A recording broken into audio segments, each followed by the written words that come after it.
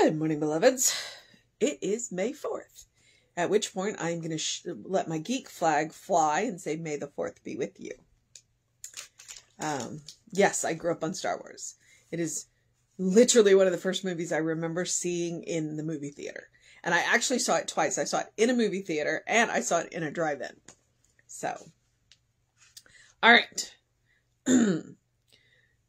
Our title today is The Truth Shall Set You Free. The first one is,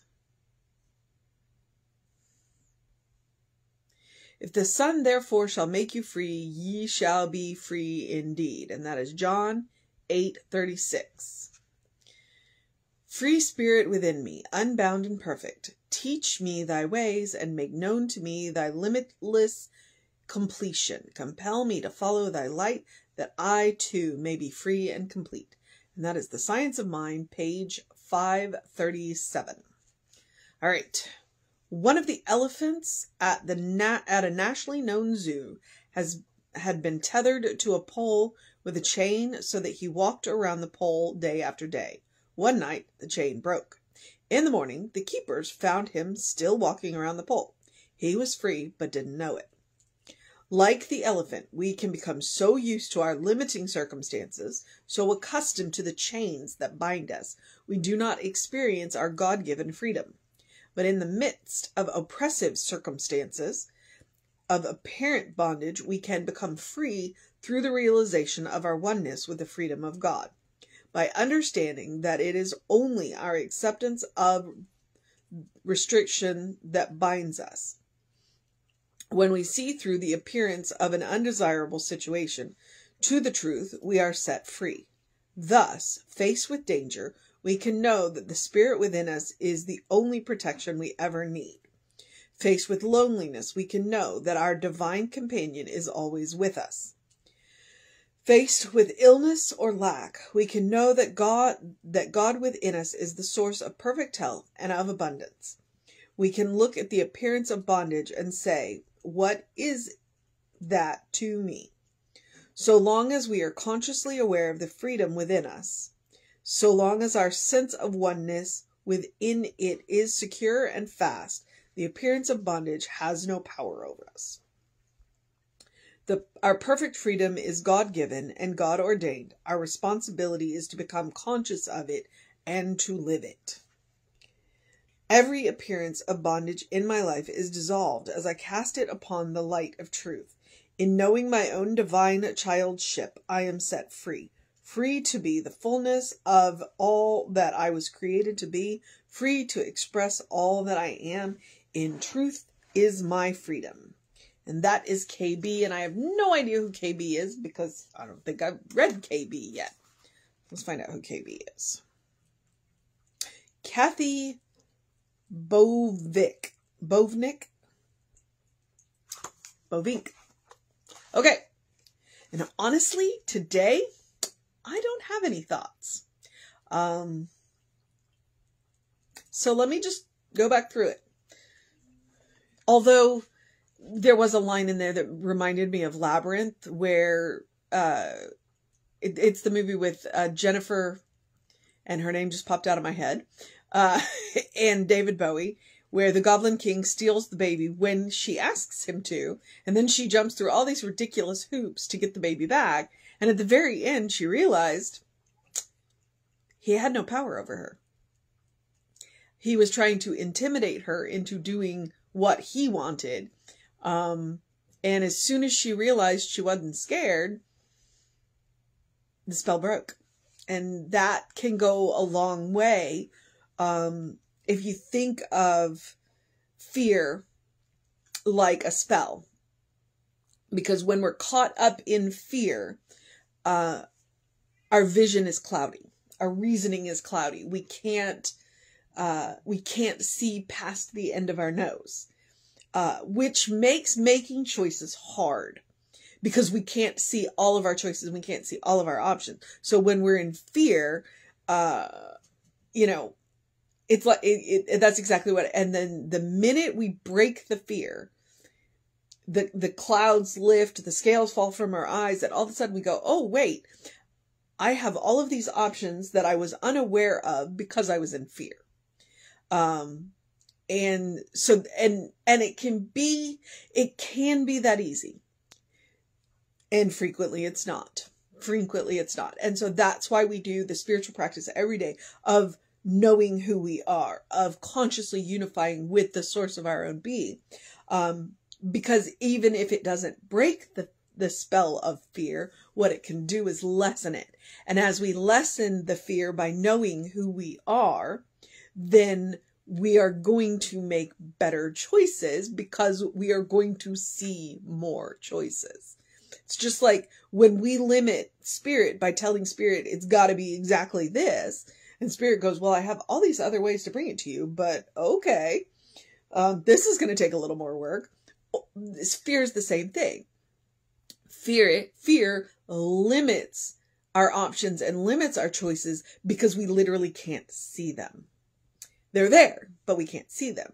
And so by consciously unifying with the source of our own being, knowing who we are, knowing that in the end it's going to be okay, then we see so many more options. We make better choices. So, if you can't break the spell of fear just, like that, you work on it every day. You just gradually nibble away at it. You'll get there. You'll get there. I have faith. Okay. So, I also have the Force, May 4th. The truth shall set you free. And so John 8:36. So if Jesus therefore shall make you free, ye shall be free indeed. Because it says the Son. He's got to be referring to, well, he's not talking about Jesus. He's talking about the Christ consciousness. The Christ consciousness. Activating the Christ consciousness in love. And that's one of the reasons why when you're just caught up in your own stuff, it's good to go and serve somebody else. Like go do something, volunteer or what have you, where you are serving another, because it gets you out of your own stuff for a little while and you go, and it puts you in a different mood and a different mindset. And then you can go back to what you've been working on with a different mindset. That's one of the reasons why serving another works, why volunteer work is so good for you when you feel like crap. Because it changes it literally changes your mind. All right. So free spirit within me, unbound and perfect. Teach me thy ways and make known to me thy limitless completion. Compel me to follow thy light that I too may be free and complete. You want a affirmation? There is a fine one right there. That is from the Science of Mind text, and it is page 537. Okay. And you hear these stories about, like this elephant one. The elephant in the nationally known zoo has been tethered to a pole with a chain, so they walked around the chain day after day. You see these stories where they start baby elephants with incredibly heavy chains, or horses or what have you, so that horses, cows, what have you. I think cows are a little smarter though, where you start them with incredibly heavy chains so that as they grow up, because like as children, they go, oh, wait, this is really hard. I can't do this. I can't move this. So then as they get bigger and strong enough to move it, they can actually go down on the chain because they've already convinced the animal that it can't do it. So one night the chain broke. In the morning, the keepers found him still walking around the pole. What? What are you talking about? Okay, Hayes. Hayes? Yeah, okay. He was free but didn't know it. Like the elephant, we can become so used to our limiting circumstances. Tom? Come here. Come here. I'm sorry. He has dementia. You done? You done? Okay. Okay. At least it doesn't sound as distressed as it used to. It's still a little weird. Like the elephant, we can become so used to our limiting circumstances, so accustomed to the chains that bind us, we do not experience our God-given freedom. But in the midst of oppressive circumstances, of apparent bondage, we can become free through the realization of our oneness with the freedom of God. Okay? Meaning, once we know who we are, we can look around at our circumstances and go, yeah, I don't need this anymore. I don't need this anymore. This is holding me back. I don't need this anymore. I can let this go. Whatever it is. Whatever it is. And sometimes that includes people, just so you know.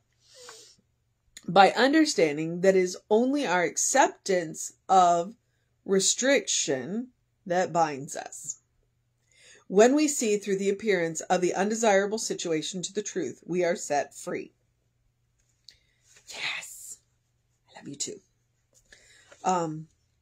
Thus, faced with danger, we can know that spirit within us is the only protection we ever need. I'm going to take issue with that, but only because I'm a woman. You know what? I'm not going to put myself in a dangerous situation just because spirit will protect me. Yeah, no. I'm going to use that spirit to make a discernment and not put myself in a dangerous situation. Okay?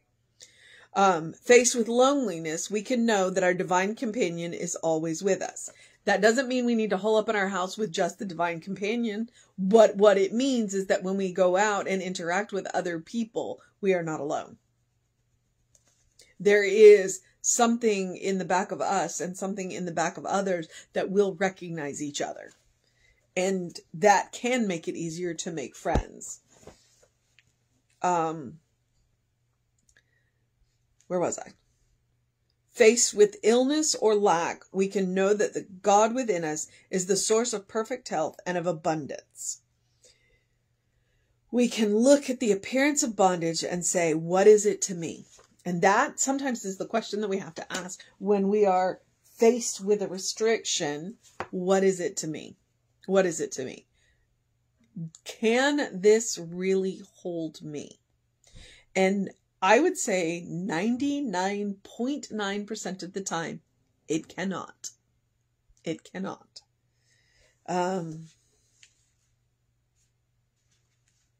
So long as we are consciously aware of the freedom within us, so long as our sense of oneness with it is secure and fast, which is the point of daily practice, to make secure and fast our sense of the oneness of who we are, the appearance of bondage has no power over us. Our perfect freedom is God-given and God-ordained. Our responsibility is to become conscious of it and to live it. It is also our responsibility to not bind others. Because I did mention earlier, sometimes what we need to let go of is people. And sometimes the reason we need to let go is because we are binding each other. Okay. And then, it is also our responsibility when we meet people in bondage to do what we can to free them. Every appearance of bondage in my life is dissolved as I cast upon it the light of truth. In knowing my own divine childship, I am set free. In knowing who I am set free. Because I realize that, yes, I obey the laws of the land, but I answer to the law of the one. And I don't always obey the laws of the land, because sometimes the laws of the land are stupid, but the law of God will never let me down. Free to be the fullness of all that I was created to be, free to express all that I am. The truth is my freedom. So the mission today, should you choose to accept it, is to ask the question, what is it to me? In whatever the situation is, when you notice that tightening, that binding, ask the question, what is it to me? What is it to me? Is this holding me back?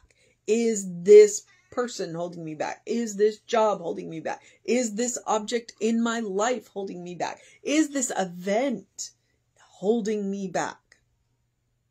What is it to me? Ask yourself the question. It's kind of like Maria Kondo, where you hold it up and go, does this spark joy? What is it to me? All right. And answer it honestly. Answer it honestly. And if you are not ready to answer it honestly, then set it down and go and pray about it. Do yourself a treatment about it. And then go back when you're ready. Because what I am asking, in asking you to ask that question, it's not easy. And I understand that. So take the time you need to do it. Okay? All right, beloveds. I'm going to get off, but I'm also going to encourage you to do the spiritual practice of doing something loving for yourself, doing something kind for yourself, doing something compassionate for yourself, whatever it looks like. Big, small, does not matter. Take a walk, take a nap, actually enjoy something. Engage all 5 of your senses. Take 3 deep breaths before you speak, especially if you are going to be releasing some bondage.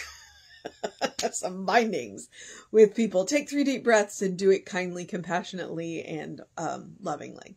All right. I'm going to encourage you to do something to engage your mind and your body. I'm going to encourage you to drink plenty of water. I'm going to encourage you to get some bright light early in your day, reset those hormones. And then I'm going to encourage you, as I always do, open the windows of your soul. Allow the breath of heaven to remind you, you do live in heaven right here, right now. It is all around you. And when we're caught up in fear, it's hard to see. So, take Emma's advice. Look for the good and praise it. Because the fastest way to find heaven is through gratitude. All right, beloveds. Have a great day, an amazing day, a wondrous day, a fantastic day. A magical day, an enchanting day, a good day. And if that is too much pressure, simply have a day, because you are enough just as you are. All right? Catch us on the social medias. We are Creative Life Spiritual Center, Creative Life Spark, and I am the Running Rev Ryan on the social medias. If you want to know what's going on, and we don't, and I don't know, because there are book studies almost always going on. Our soul session is tonight, which is going to be really good, because we have her for 2 parts. Email info@creativelife.org, and that will get you on the constant contact. And that has hot links. So if you want to know, you can click the hot link and it'll take you right where you need to go to get what it is, so that you know what you're doing, including like the Zoom links for the book studies. So, and that should conclude it. So, Reverend David should be on around 5 p.m. with you. I will be back with you at 9 a.m. But don't forget the soul session, which is tonight. That will be at 7. So, and it's going to be good. It's going to be good. We are doing good work here with those. So, know that you're loved. Know that you are a beloved child of God.